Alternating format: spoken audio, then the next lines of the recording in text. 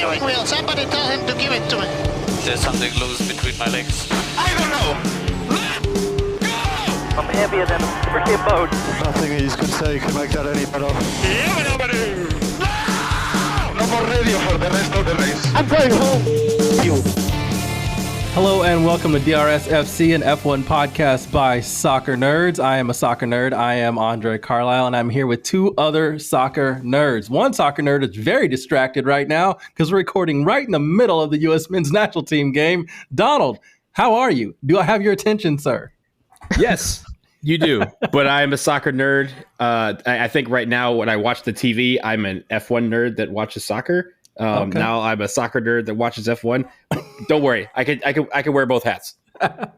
I appreciate it, and I appreciate you doing double duty. This life is not for the weak. Deepti, I'm also here with you, and you're here with us. That was a weird way to say that. Deepti, how are you? That is a fact. I'm good, Andre. Thank you. We're ready to talk about Canada, eh? A boot. You know what? They always say a boot. Yes. And I feel like that's been the mocking thing. I've never heard that before. I've never heard an actual Canadian say a boot. Look, I'm the resident half Canadian of this group since I'm from Michigan. I promise you they say it. They say it often. Okay. All right. Sorry is a good one too. Sorry in a boot. Yeah. Sorry is my favorite, but yeah, I was actually trying to be like, hey, there might be some Canadian discrimination happening with people saying a boot, but apparently they actually say it, so I guess I'm wrong. The funny thing is again, 85% of the time, they sound like Americans and they're talking and like, especially if you meet someone that you think is Canadian, you kind of have that look in your eye like they're gonna say something and I'm gonna know immediately what it is, right? And they'll say it and they'll be like, they hit something, oh, sorry, and you're like, nailed it, got it, there, Canadian. You're like, there it is. I also feel like as much as I was trying to protect our Canadian brothers and sisters, you just really ruined their lives by saying they sound American most of the time. So yeah, I don't know how they're going to feel about that. So they hate when you say they're... because I'm half American. So yeah, I'm Michigan. I'm Michigander. They speak Michigander, which is Canadian by association, which is a good thing. We appreciate when they talk like us. Yeah, when they talk like us, but they not like us. Ooh, Deepti dropping bars at the beginning of the episode. Honestly, I don't know if they should be like us at the moment, but hey, no, that's a compliment. They shouldn't be. Exactly. How about that poutine, eh? Yeah, there you go. Which, oh my God, that I don't understand. Well, we don't have time to get into all that. We have a race to talk about. We are going to preview the Canada GP. It is at the here we go. Circuit Gilles Villeneuve, who was a driver, so it's named after him. This track is 4.361 kilometers long. That is 2.7 miles for those of us who are not fans of the metric system. And they will be doing 70 laps, long one, kind of, around this track. It's a fast track. Therefore, the race lap record, pretty low, on the low end of lap times for F1. 1 minute, 13.078 seconds. That was set by Valtteri Bottas in 2019. So that stood for quite a few years. Kind of interesting. Donald, you want to give us a little bit of history of the track? Yes, this is a track that, or at least a race that goes back to 1978. And it's interesting as we kind of talk about this track today when the 2026 F1 schedule was released and we have a couple of changes. I'm sure the three of us and the rest of our crew will talk about the schedule for 2026 later on, but Canada's still on it. Canada's been on here since 1978. It's on man-made Notre Dame Island, and it started as a kind of a legacy from the 1976 Montreal Olympics. When those Olympics were done, they decided they were trying to figure out what to do with the roads that were on this man-made island. They said, let's make a track out of it. So they made a track out of it. And it's one of the more interesting tracks. A lot of people love this track because of how fast it can get. And I know we'll talk about some of the specifics in a minute. But also, Montreal is one of the dopest cities in the planet, like bar none, period. And so a lot of people call this a destination type of race. Yeah, definitely seen even before like F1 started sending influencers to every single race. This was one of the main ones they picked out because I think it is such a unique experience, and obviously it's a good time zone for the American audiences that they really were trying to appeal to, but also it's a really fun race, a great city as well. So yeah, all of that very much true. Deepti, you want to tell us what happened at this race in 2024? Yes, last year, I'll just run through the podium first, was Max on top, as he usually was in the past couple of years. Lando got P2 and George Russell came P3. George actually had pole position, but fell to P3 during the race. Lewis got fourth and Oscar came fifth. Both the Ferraris unfortunately DNF'd due to just poor car, but also mostly strategy decisions. There are also other DNFs, Alex Albon, Checo, and Logan Sargent. Remember him? This race was actually a very wet race last year. And, the strategy came when it was deciding what tires to use when. So like wet tires versus intermediate tires, because in Montreal, you can get all 4 seasons in a day. And so they were getting rain sometimes, sunshine sometimes, and it was hard to decide which tires to use when. And I think most of them started on intermediates and wets and then eventually went to mediums, etc. But yeah, that's the race was just chaos in terms of deciding what tires to use and unpredictability in the weather. Yeah, I kind of think this track is kind of like similar to the track in Australia. And we saw at the beginning of the season when it rained in Australia, it really just like messed that. Like that, it was just a chaotic race. And I feel like with as fast as this track is, it really has the potential for rain. Really where it is, there's a higher potential for rain. And also if it does rain, it can really affect the race. But looking at AccuWeather, I don't see a drop in the forecast. Yes. Not for Sunday, but for Saturday, there is a chance of rain like very early in the morning, kind of like overnight, and it tapers off as they get towards noon. But again, like Deepti said, it's sometimes cold, sometimes windy, and sometimes that rain, it may not be a harsh rain, but just enough to make things chaotic. Yeah, and that's what's going to be very interesting to see if something does happen. Again, it doesn't really seem like that's what's going to happen in this race, but you never know. As Deepti said, the weather can be pretty unpredictable. And by the way, if you missed it just a little bit ago, Donald did say an island. It's a man-made island, but islands are notorious for having weird weather fronts just pop up. So we'll see as we get closer to the race what the weather will actually be. But let's talk a little bit about the track, what we like and what we don't like about it. I'll kind of give you the particulars. It looks like there are a total of 14 corners in this race. There's about 3 chicanes, some pretty iconic ones as well. And there's some low, like really slow corners, especially coming out of like right at the start of the start-finish straight, which is going to make the start interesting. It's not a long run up to that turn. So getting pole position is going to be really important. There are also 2 DRS zones, and there's actually a DRS zone, like 2-hitter. Like you get 2 DRS along 2 straights. There's 1 chicane in the middle, but you get DRS at that second detection zone, and then basically the back half of the track, you're opening that flap up and you're gone for along both of the straights along that run right back to the start-finish straight. So pretty interesting track, really fast track. Deepti, your thoughts on the track itself? Yeah, there are a couple points of it that are really interesting to me. The way this track has been made, you mentioned the long straights and a couple of the chicanes. There's going to be a lot of accelerating and a lot of sudden braking. And that in particular comes to the last 2 turns, turn 13 and 14. Right after that, it's the part of the track that's been now dubbed the Wall of Champions. You might think that's a good thing, but it's called the Wall of Champions because it has actually taken several champions victim to crashing right after that first long DRS zone that you talked about.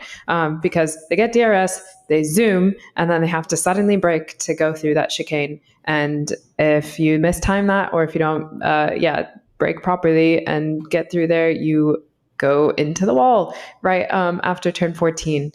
And yeah, several big names have unfortunately done so. And that's why it is now called the Wall of Champions. There's also a fun hairpin turn, turn 10, that could be good to watch. And I think just in general, we could see a lot of overtaking on this track, which would be exciting. It also becomes chaotic because, as we've seen, it really doesn't feel like, contrary to our name, it really doesn't feel like DRS has been very helpful for a lot of teams because they're not utilizing it at a point where they can really just use it to just zoom past someone. And I think also some of the guys at the top, namely Max, guys like Oscar, they're very good at defending against somebody who has DRS enabled on them. So that's going to be an interesting portion because, again, like I said, if you get that long DRS burn, there's going to be some racing at that point, and hopefully it yields some exciting racing for the fans.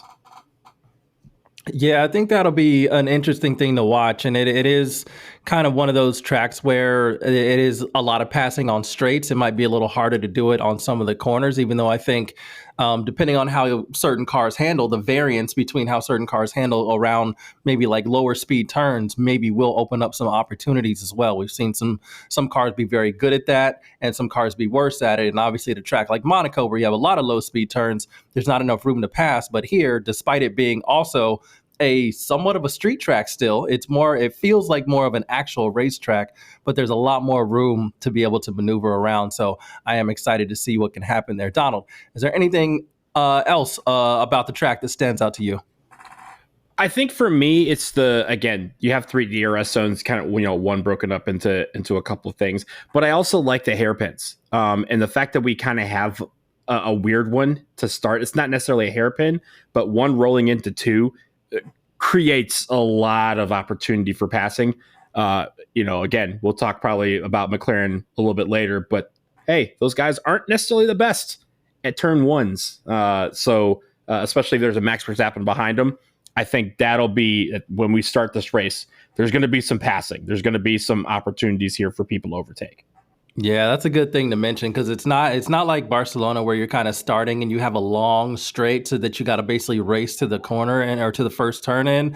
But you do have, it's still a straight. It's a little bit of a curved straight towards that portion of it to turn 1. But that turn 1 and 2 is slow and you got to get position there. If you don't get good position, even as the lead car going around, you can find yourself in 3rd or 4th, depending on what happens behind you. So it is going to be fascinating. I think getting pole obviously puts you in a good position, but I would say whoever is 2nd and maybe even whoever is 3rd, if they can kind of take advantage of some fighting between 1 and 2, they can end up coming out of turn 2 leading the race. I'm an aim small, miss small guy when it comes to sports betting. But if there was a prop for will there be a crash on the first turn of this race, this is one that, based on how the season has gone, I would throw a couple dollars on it because it's not necessarily likely, but it damn sure is possible. Definitely a non-zero chance. That's a really good point, actually. All right, Deepti, I see in the rundown it says hashtag tire talk, and tire is spelled with a Y again. So I'm assuming you want to talk about tires. I do. I think this is going to become a new segment on these previews when I do it, because each time now I've kind of dive into which 3 compounds Pirelli has chosen and why. And I am a nerd and I find that interesting. So, this time Pirelli has gone with the 3 softest compounds yet again for the 3rd time this season. We're going to see the C4, C5, and C6 compounds. These were also featured in Monaco, and for the first time in Imola is when we saw it. The C6 will primarily probably be used for qualifying, just because it is the softest and therefore will ideally give the fastest laps. We'll see if, we said, if there's going to be rain in qualifying, that might change. However, that is the idea behind going with the softest. Another reason why they chose softest compounds is because, like you said, it's a high-speed track. There's not as much force on the tires as like there are in other tracks, and so there's less degradation. However, because this one has a lot of accelerating and braking, there is probably going to be a bit more than what we saw in Monaco and Imola. The track surface was resurfaced. last year, I believe. And so, and this track is not used for anything other than this Grand Prix. And so it's not like it's very abrasive. And what's really kind of unique about this track as well, because of that, because it's used once a year pretty much, as not even like just through the weekend, but even as sessions go on, you will see lap times start to decrease really quickly. And that's because what happens when the tires grain is that they call it rubbering in for the track. And that means literally the rubber from the tires is getting into the track and laying it down and making the track more grippy. And so, especially along the race line, the more that the tires rubber the track in, the faster the laps will be. And so I think it'll be really fascinating to see like throughout the weekend, but also even from like Q3 to Q1 or Q1 to Q3, how much faster these laps get. And then throughout the race as well, like the fastest laps should be coming later into the race than earlier. Obviously, if we talked about weather a little bit, there's not supposed to rain on race day. If that is a factor, these tires will probably not be used. The wet weather or intermediates will be used. But what is interesting is that also, like, besides rain, the temperatures in Montreal fluctuate a lot. And so softer tires heat up faster. And so that's why I'm assuming also they went with the softer compounds, is just so that there won't be a big like gap in time of when they'll actually be warm enough to perform well. So, Deepti, a question for you, because I obviously have lived in the north and that particular, type of climate. It gets very, very cold in the winter. And then you have this time of year where it's, 65, 70s, which doesn't feel like it's warm, but it also is warm compared to what they have had all winter. As we all know, concrete in the winter likes to contract and then expand, and then we have these things called potholes. How does, and I know you have the resurfacing part of things, but for you, how does that affect the rubbering in, as you mentioned, of the track? Because there obviously is a few more pores that may need to be filled with some of this rubber that's coming off of the tires. Yeah, that's a good question. I'm not going to pretend like I am an expert and know exactly what that will do, but I just think the fact that it's a very non-abrasive track itself, due to the resurfacing, and the fact that it's like, maybe that because it's on an island as well, it's a bit shielded, and like because it's not used for anything else, it doesn't have it's not like some of the other tracks that are like obviously on the full streets or just used for racing, and so the gravel is a bit more abrasive. The porosity of it due to the weather fluctuations may mean that it is easier for the rubbering in, because the rubber can actually get inlaid and stuck in the on the surface and in the asphalt easier, and that's why it will become more grippy later on. That is what my thinking is. I'm not entirely sure though. I do appreciate you, and I do love that and do believe. It makes a lot of sense, and I do believe that like we need to keep on with your hashtag Tire Talk segments, because as much as I kind of joke about it, it's such an important thing. I mean, I don't. I think in every racing series, if you talk about Indy 500 and NASCAR and, Le Mans or whatever, the tires are really, really important to all of that, which sounds a little bit silly. Like, obviously you have to have the machinery, but like you can chew up your tires and it doesn't matter how fast or how well your car is manufactured or put together. If it can't keep hold of its tires, you're just going to eventually you're going to drop back in the race. And it is a really key thing. And it does lead to a lot of strategy, which leads me to my next question for you, which is, when Pirelli debuted this C6 tire, it was in Imola. And we thought that was maybe going to push teams to be doing maybe 2 stops, because now the medium tire would have been last year's soft tire. So the idea was that you may have to inject a little bit more strategy. Didn't quite work out like that. There were a lot of teams that still did a 1 stop, and that was still really the quote unquote fastest strategy. Do you think the same thing might happen here in Canada? I think so. I don't think we're going to see, obviously, the C6 be used during the race, maybe only if teams are doing a 2-stop. Like, I think there's a good chance that there's going to be a safety car, and depending on when it comes, maybe they'll save a soft compound, like the softest, towards the end of the race and just put on and have the cars go. But I do think like a medium and a hard would be the way to go. We saw in Imola, they lasted longer than we thought, both sets of tires. And so I don't see why it would be any different here. The only thing that maybe would change is that on this track, there's going to be more of that like acceleration to braking and like the sudden change, which does put more force on the tires. So it will be slightly different, but they do have all the data from Imola and from Monaco to use. And I don't see it being too much different than what we saw. Like, I don't think it'll be a 2-stop or a multi-stop unless there's a safety car.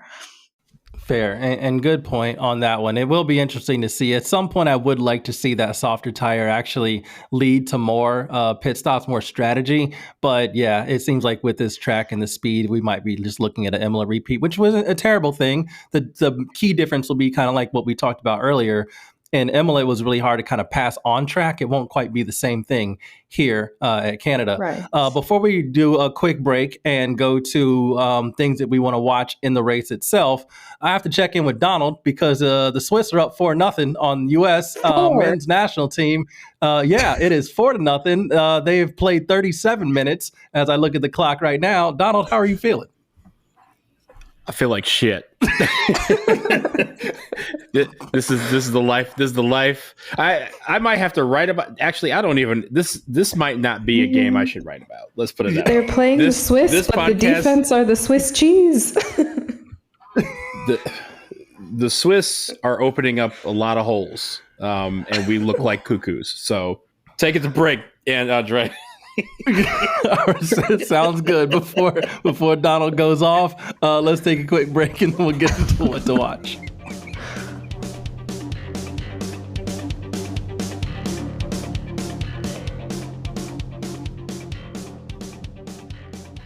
All right. Oh boy, that a rough one. Just a rough one. But we're gonna keep talking about F1 here. I'm gonna give Donald some time to settle down and to maybe cool down a little bit. So, Deepti, what is the thing you're looking forward to in this race? I wish I had a proper answer, but I wrote down that I'm looking. My thing is wildlife watch. Why? Because we've had duck watch for this race. There's going to be not just duck watch, but all wildlife watch, and in particular, most specifically, groundhogs. There's been a history of groundhogs appearing on this track during the race. In fact, I don't remember exactly when and where, but there was one where like the car actually hit a groundhog and that didn't end well, I think, for either the car or the groundhog. Seems like an awful way to go. Yeah.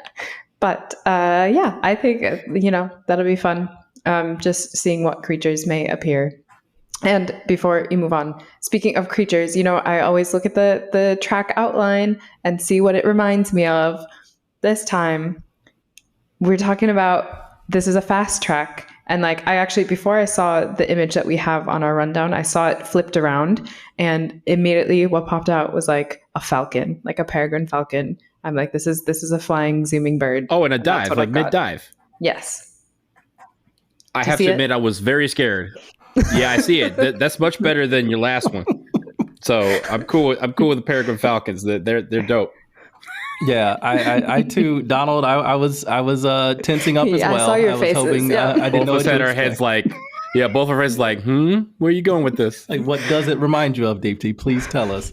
But no, I think this is a good one. And also, Deepti, I love that you contain multitudes. You can talk for 5 minutes about tires, and then you're also like, oh, groundhogs. I'm here for groundhogs. Yeah, thank you. I do love that there are times when drivers get really sensitive to things, which I think you get to see some of their personalities. So if they see a groundhog, they'll really swerve or report it over the radio to kind of protect it, which I think is really cute and kind of adorable when that happens. But yeah, when an F1 car does meet a groundhog, that is a really unfortunate situation for everybody involved. Donald, if you had time to, woo-saw a little bit, what are you looking forward to? Real quick, while we were on the subject of wildlife, this is always the race that you have to look out for him. But didn't a rabbit get got or something by Pierre Gasly a couple weeks ago? during a he race? killed a rabbit. Yeah. Yeah. Okay. All right. So at least he can breathe a little bit easier. But those groundhogs, especially at Montreal, are everywhere, and also Canadian geese. No joke. They fight back. So I'll leave it there. But okay. So the thing I think we should be watching for is something that's been kind of brewing. It kind of reared its ugly head a couple weeks ago, and then in the break that we had, just a nugget drop that left a lot of questions, and that's the Red Bull Racing Bulls reality show here. Now, there's obviously been a lot of speculation about what the future of Max Verstappen and Red Bull is going to be.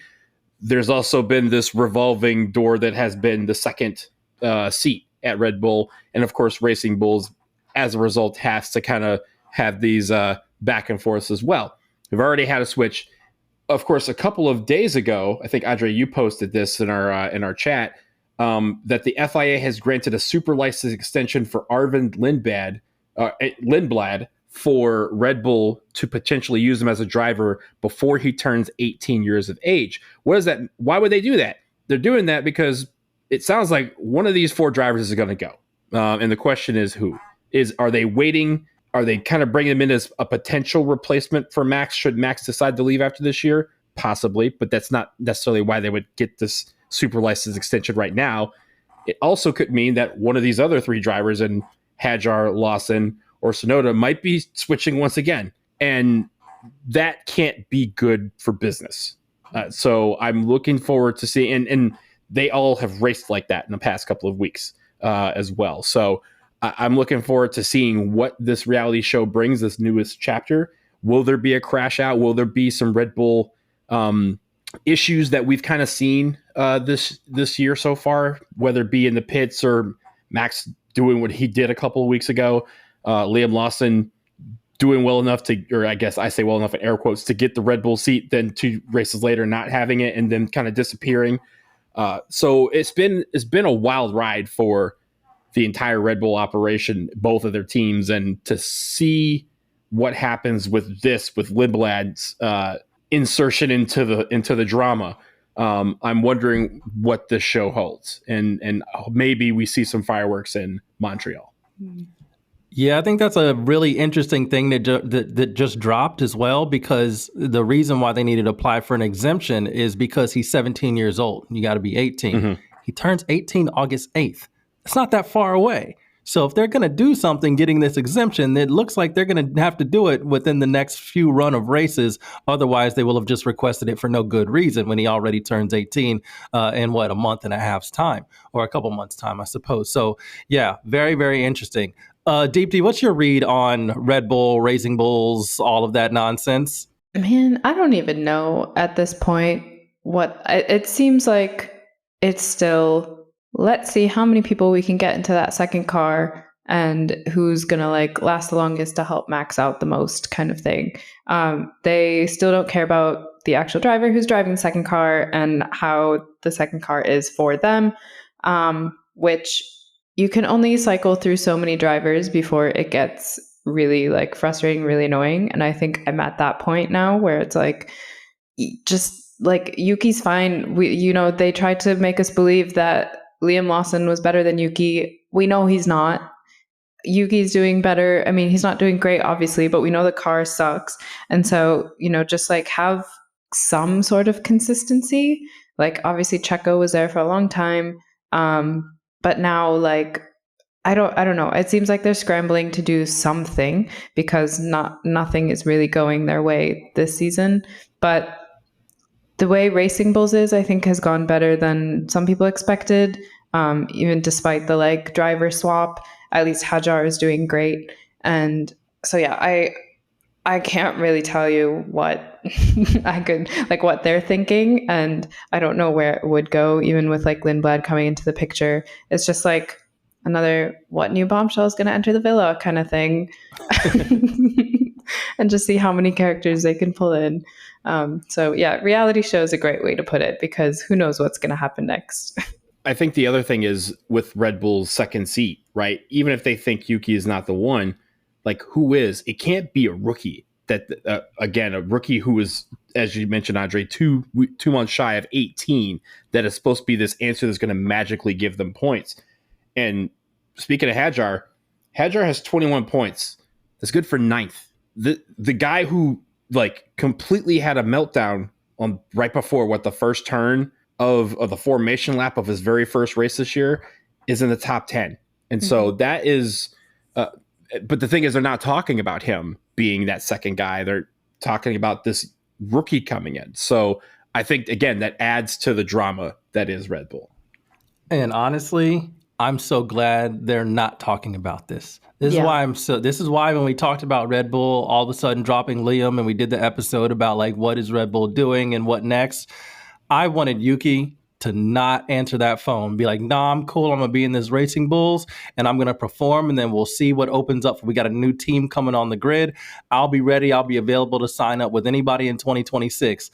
And I think now everybody sees that it's the car, it's not the driver. So, but I still don't know if that's going to like, I can't imagine even despite knowing that Yuki still would be as sought after now as he would have been if he would have stayed with the Racing Bulls team. And so with Hadjar, I don't want him. I don't want him at all going to that Red Bull, but I also feel bad to throw a teenager in there because I don't feel like that's right either. So like, I don't know what they're doing. And to be honest, at some point, I do want to find somebody to talk to kind of talk about like, I don't know the actual technical term to say it, but like car theory, maybe something like that and how you build a race car, because it seems like there's like the optimal way to build a very fast car, but a human being can't drive it that way just because of all the sensations and all the reactions that you need, which is why the way the car is built really works well for Max. Everybody else is struggling to cope with it. What can you look for? Basically, do you need a Max clone? Do you need a Schumacher? Do you need like one of these really like iconic greatest of all time drivers in the car? And if so, is that a fault of the team in terms of development and designing a car around just solely what Max can do? I think it's a fascinating question because it does highlight how great of a driver Max is, how unique of a driver he is, even though fuck that guy on a different level. But like the talent is undeniable and what he can do with that car versus what anybody else can do, even if they are a talented, good, like what Max say, Yuki's no pancake, which I didn't know that was a thing the Dutch said. So like he said that and I was like, what you mean? What you mean? I know, right? It's like, what you mean no pancake? You be a pancake if you want to be a pancake. Okay. Yeah, that's my bad. Okay, it's a good thing. Okay, like, I didn't understand the slang. Right. You right. He ain't no pancake. But yeah, I don't know. I think I've been listening to a lot and there's some fascinating conversations about all that stuff. But the bottom line is that second seat is basically a career killer. It's been a career killer for a long time. Some dudes bounce back and are able to get to other teams. But like, I'm worried about Yuki. I'd be worried about Hadjar. I'd definitely be worried about a teenager dropping into that team. I don't know what they do. So yeah, this is going to be fascinating. I just, going off of that, I would like to know, for every team, are both the cars exactly the same? Like, I thought that, they would have slightly I know they can have different upgrades on both cars, and so the cars don't have to run the exact same package and whatever it is.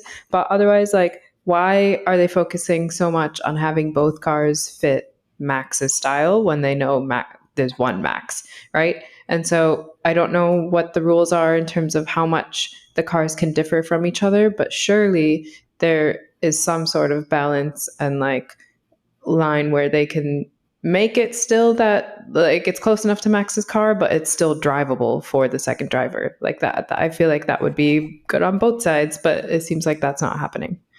Yeah, that's one of those things that's so interesting to me, and I would love to learn more about just the design concept of a car and how much wiggle room you can actually have between two cars that are coming out of like a shared garage, basically. Mm-hmm. I don't really know how different you can make them. And obviously, if your idea is to create a car that can win Grand Prix, then you're gonna get it to the level where your driver can maximize the setup of it. But can another driver? Like, that's the question. Do you like tone it down for both? Like, I just don't know how easy it is to make like maybe like a spec B car. Like, just drop it down, make it a little bit more balanced. Don't push it to the extremes like Max's car. But I don't know how much money that is. I don't know how much of a design direction do you have to dedicate multiple like duplicate resources doing the same. Like, I really don't know, and it'd be fascinating to find out. The last thing I have on Red Bull is with all these changes that they're doing or considering, with all the tweaks that they do to make this car more for Max and hope that someone else can embrace that mold, they damn better be right. Because if the one thing we talk about is speculation, and speculation is only starting to get more and more rampant that Max could leave. And if Max leaves, Red Bull is in serious trouble because they will have to redo everything on both teams to find themselves another Max, which kind of fell into their lap. And they will have to have lightning in a bottle twice. And I don't think they have that kind of luck. So they're doing all this for the hope that he will stay. But if he doesn't, like, Red Bull will be returned to the Stone Ages of F1. Yeah, and it's almost like you in theory you would think that they'd be able to just take the Racing Bulls car concept and just like build on that. But even that's difficult to do because that Racing Bulls car, even though it seems to be much easier to drive and you can get points with it, it ain't really close to like winning a race or getting on a podium. Right. I even think if you drop Max into it for a weekend, I think he'd definitely get points. He'd probably finish top 5, but I don't think he would get he wouldn't be fighting the McLarens in that car. Whereas his Red Bull car, he can on occasion. So I think that they've got a lot to deal with, especially if he ends up bouncing at some point, but we will see.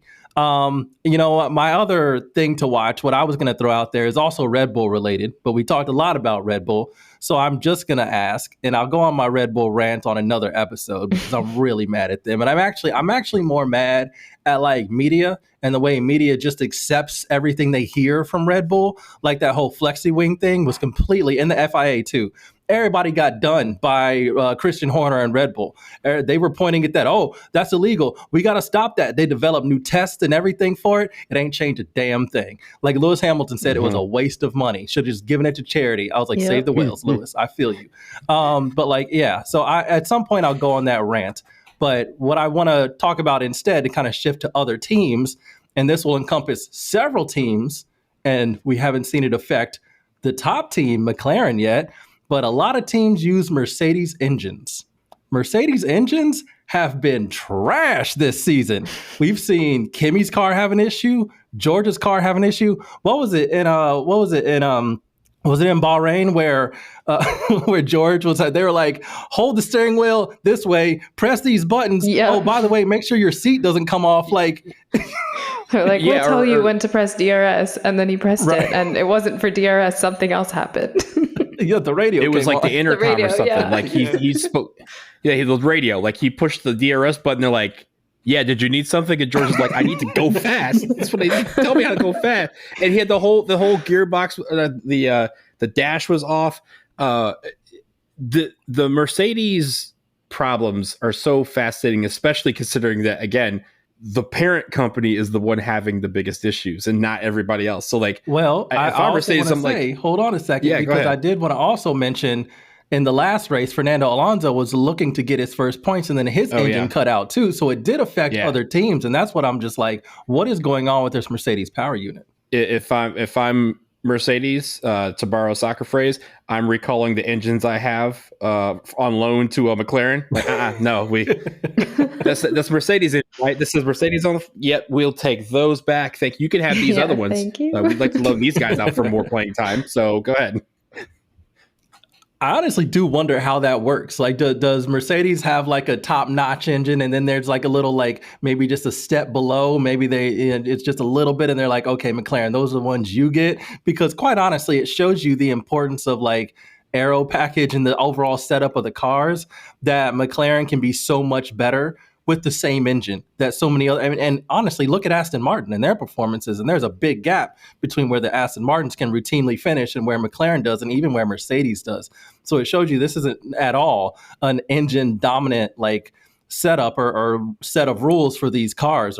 So I'm kind of fascinated. Deepti, what are kind of like your thoughts on the Mercedes power issues? Because we had like George Russell just lose power, ended up stuck in the tunnel in Monaco. Like they have affected Mercedes more than any other team. But now we're starting to see, like I said, other teams also have problems that have the Mercedes power unit. Right. Like we saw Kimi's car just quit on him last race. But you're right. It seems like it is extending to other teams. I wonder, like Williams has had loads of issues, especially Carlos Sainz. I wonder if this power unit has something to do with the latest Williams issues, where they had a horrible weekend last weekend in Spain. And so I don't know, but it is, we always talk about, the cars are such complex feats of engineering, and like it's not just one thing that will affect the performance of a car. It's really how everything works in tandem with each other. And so that, McLaren has managed to take this power unit and turn it into an absolute beast, and like their whole car is just great. Whereas the other three, it's what Williams, Alpine, I think, is using theirs as well, or they will be using them, right? They're using Renault right now, and they will be using them next year. So maybe they're like, maybe we shouldn't now.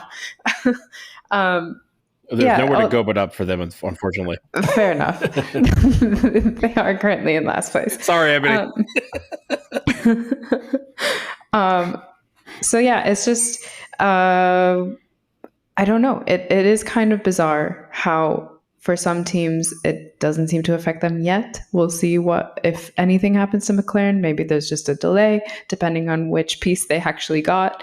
But yeah, I think it's just more of like how other parts of the car work with the power unit itself, that maybe it's just exacerbating what's wrong with the power unit itself. But that is the common factor between all of these. So there's got to be some sort of connection. It would just be fascinating to see. I don't even know if that's something they can fix over the course of a season, or if it's like, we're stuck with this for this season. We just have to make everything else around it better and hope that we can overcome that issue and that it won't just like quit on us again. Wild, random, funny, not serious conspiracy theory coming up. Imagine this is Toto Wolff just has a button, like a red button, like press in case of emergency. And that red button just shuts off the McLaren, the engines in the McLaren cars. And he's just waiting for the right time. He's like, okay, George, just keep getting third, fourth, keep those points together. And then we're coming off of that August break, push the button. And then every week they just at a certain point in the race, like both their engines like simultaneously just die. And it's just enough for Mercedes to just like creep ahead and take the win. That's just the wild thing. There's got to be someone here who has this magical thing that is keeping McLaren from being a part of these issues right now. But the question is, does their luck eventually run out? What I would say about a magical button that would shut off a competitor's engine is if in your own car sometimes you can hit a button thinking you're hitting DRS and hit the radio, my guess is that button might actually shut off your own car's engine. So they might want to just. I don't know how they wired them. That's the R&D department. I don't have nothing to do with that. That's something above my pay grade. I still do find it like fascinating, and actually it feels a little bit gangster that like McLaren's like, I'm beating your ass with your own engines. Like I do. I kind of love that. Took your own drum. Right. Oh, your drum don't work. Dang. That sucks. Anyway, it's so fascinating to me. Like I've said it before. I really think McLaren's a big enough car manufacturer to be doing their own engines, but still, I guess I understand why you would make that decision, especially because McLaren has struggled in recent years. It's like a revival that's been like multiple decades in the making. So like I kind of get it, but yeah, it is kind of fascinating. And it also makes me think about 2026, because the rumors even a month ago were that Mercedes is head and shoulders above everybody else again with the new regulation change. They said the Mercedes engine, in like from the chatter around like other drivers and around the paddock, is that Mercedes nailed it again like they did the last time the engine regs changed, and they're going to be great. This is making people hesitate now and thinking, I don't know if Mercedes is actually going to be good. They might be great, but will the engine actually be able to last? And with the percentage now of battery power and like combustion, like that's going to be more balanced now, and that is a trickier engine to build, which means there's a higher likelihood for a malfunction. So that's a 2026 problem, not really a Canada GP problem in 2025 right now, but I do think it's fascinating. Okay, let's take another quick break and then get into our predictions.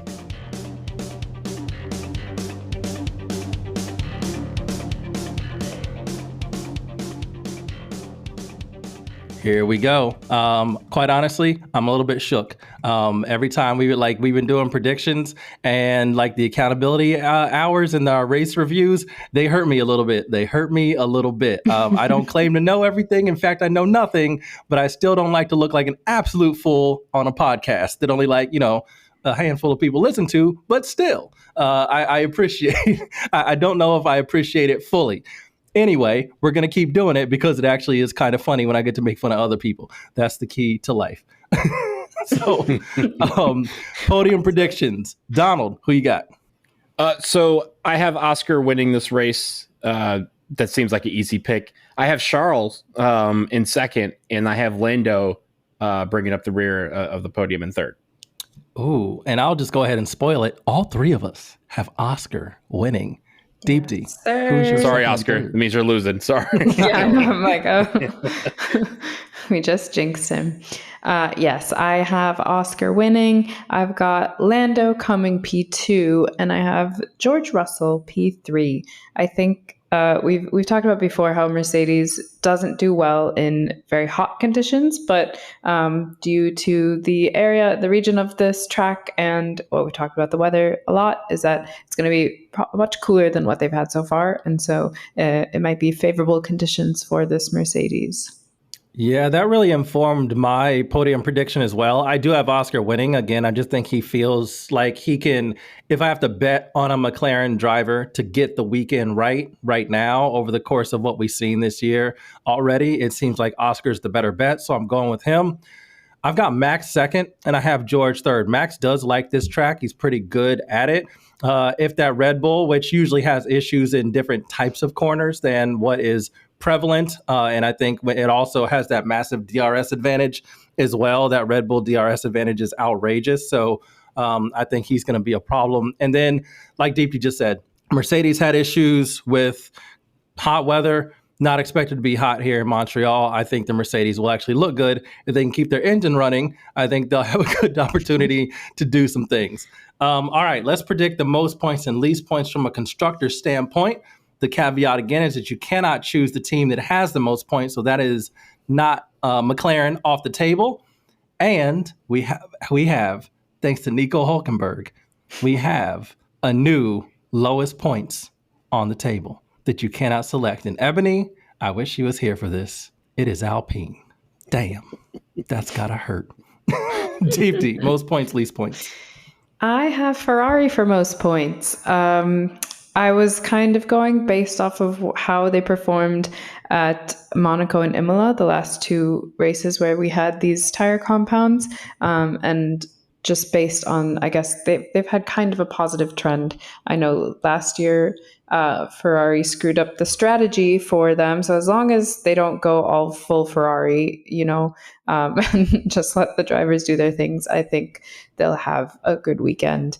And then for least points, I've picked Aston Martin, partially because we don't know if Lance is actually driving or if Drugovich is going to come in his place. And also, I just don't think that they're going to do very well. Fair enough. Donald, most points, least points. I have also Ferrari with most points. I think, call me crazy, call me biased, but I think they're starting to kind of piece this thing and get it together. It's not 100%, but it's a slow burn. And it was last year, right? It was a slow burn last year. Maybe this is the positivity in me that it feels like that slow burn is starting to piece things together slowly but surely. I have Charles on the podium, and I think Lewis will be a few spots behind that for most points.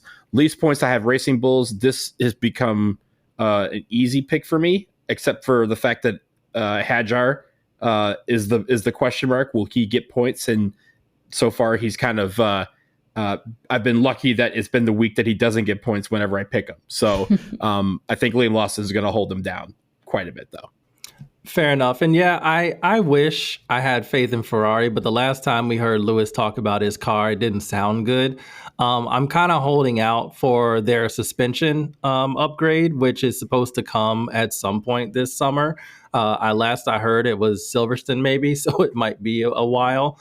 But I think that's the main thing because that car is just sliding around a lot in the rear. And I think it sounds like they know that's the issue. They just can't really rush the solution and figure out how to get it, especially across an ocean and all of that in time for the race. So I don't think it's going to be on the car. I don't think that's coming yet. And for me, that's going to tell me what Ferrari's going to do the rest of the season. So I'm not going to choose them. And instead, I've got Mercedes. Again, putting a lot of faith in a team that I just said can't keep their engines running.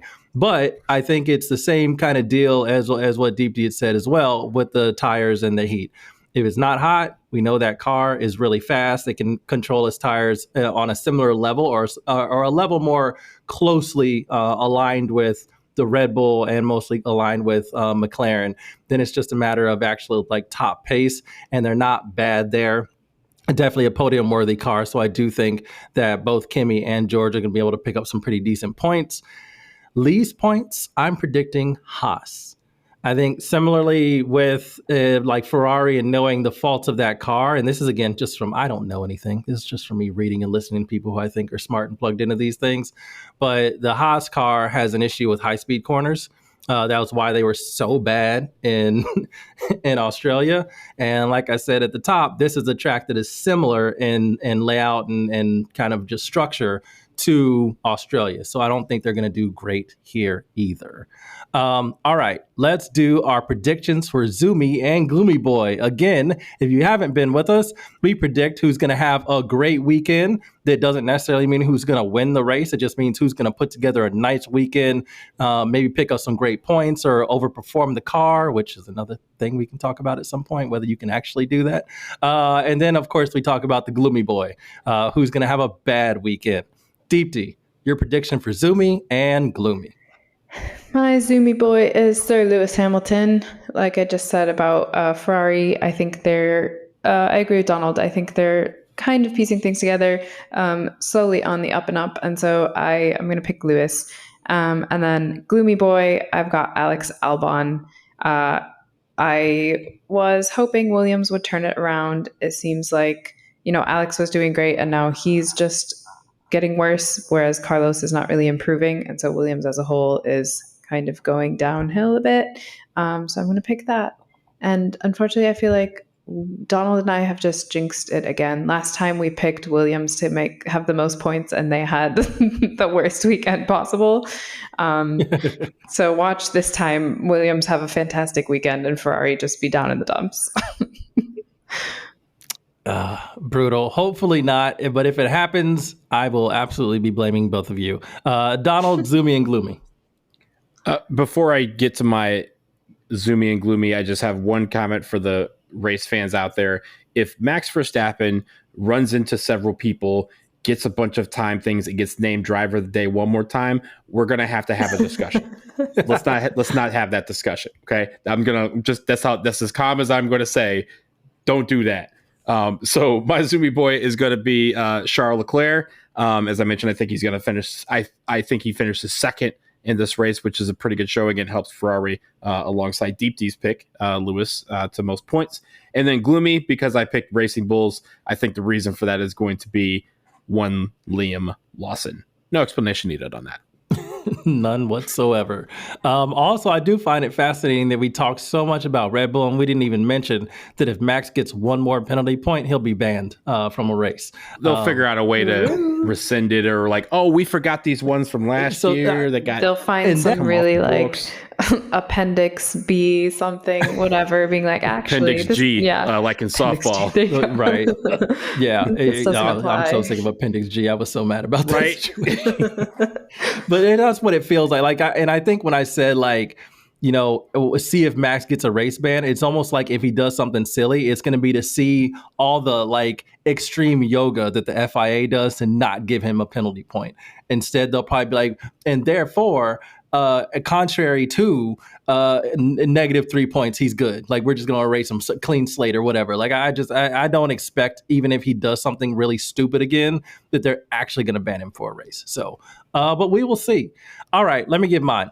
Zoomy boy, I am going against Donald's pick for least points, and I am choosing Isaac Hadjar, mainly because I feel like we just haven't been getting him enough shine. Like, he's been incredible this season. He's been the most impressive rookie. Again, you can't really look at where they finished because there's a car difference. So you'll obviously look at Kimi and the Mercedes and be like, he's doing better, especially if you look at the driver's table. But actually, Hadjar's been super, super good. And even when Yuki was there, he was kind of neck and neck with Yuki. Yuki was beating him, but he was close, right? And so that's impressive. And I do appreciate especially how his F1 career started, with that crash in the formation lap, people talking about, the whole punditry about how he shouldn't be crying, and Anthony Hamilton being like, nah, I'm going to put my arm around this kid. And then you see the bounce back. I love the entire story. So I want to give him some shine. And now that I've done that, he's going to crash out. But, we'll see what happens. I'm not mad at the pick, though. I know I picked Racing Bulls, but Hadjar's a very solid pick. And I hope you're right, Andre. I hope you're right. I just hope I didn't jinx him, because I won't be able to talk about him at all on this podcast, because then I'll be too scared. Gloomy boy, I got Esteban Ocon. Again, you heard my justification for Haas having the least points. I just think that if that's the case, he's going to be pretty frustrated and might do something very silly in that car as well. A lot of high speed turns as well. So if it's having some struggles there and he's trying to push it, he could end up crashing or something in practice or whatever. And I just don't see a great weekend for Esteban Ocon, even though he's been driving well this season. Okay, that's it. That's the preview. Let me tell you when to watch things and where they will be. Again, these times are all Eastern and U.S. based. So if you're looking for TV channels, I got you in the U.S. Other places, I'm sorry. But Free Practice 1 is Friday at 1:25 p.m. Eastern. That's on ESPNU and ESPN Deportes. Free Practice 2 is the same Friday at 4:55 p.m. ESPNU and ESPN Deportes. Free Practice 3, Saturday, 12:25 p.m. That's actually on ESPN2 and ESPN Deportes. And then qualifying, Saturday, 3:55 p.m., ESPN2 and ESPN3. And then the Grand Prix is on Sunday. Grand Prix. I need to stop saying Grand Prix. I feel like I'm croissant. I feel like I'm doing one of those things, and I shouldn't. It's the Canada one, so it's French. It qualifies. You could do Grand Prix. Yeah. Fair enough. The main race, we'll just get real American with it. The main race is going to be Sunday at 2 p.m. ESPN Plus, ESPN Deportes. And if you want to see replays, you have two opportunities on Sunday, 7 p.m. on ESPN News and 11 p.m. on ESPN2. Last thing before we get out of here, because I forgot about this, I hope we have a very good race. I'm surprised that ESPN put this on ESPN Plus, but I hope we have a very good race, because as again, we'll discuss probably down the road, the 2026 schedule has this race next year on Memorial Day weekend in America lined up against the Indy 500 in the spot that Monaco used to be. So you want this race to be good to give some people excitement about what they can expect next year. Yeah, no, that's a very, very good point. And yeah, at some point we will need to talk about the schedule. There's not a huge, we know the tracks that are gone are tracks we expected to be gone, like Imola's gone. So there are some things to talk about in terms of structure and when certain races are. And I think the Montreal race is definitely one of those things that moved. And so it will be interesting. Donald, I have better news for you. The U.S. men's national team has not conceded a goal since the last time we asked you about how you're feeling about the team. So I thought you said that. I thought you were about to spoil us. I was like, oh, did we get one back? Wrong. No, you just haven't conceded one. So that's a good thing. Yeah, there you go. You got to take the positives. This is soccer. This is the way it works. My positive is in the cabinet up here. It's in bottle form. Pull I won't mention that. At least 15 minutes of that was halftime where they can't concede. But I wasn't going to say. I wasn't going to say. I'm watching. I'm gonna go. Listen, I'm gonna go. Listen, Deepti, you're right. But the way the game was going, I wouldn't be surprised if they conceded a goal at halftime if too. If it came out, it was 5-0. If there was a team apparently that could do it, it's this one. So, all right, we're out of here. Vroom vroom. Vroom vroom.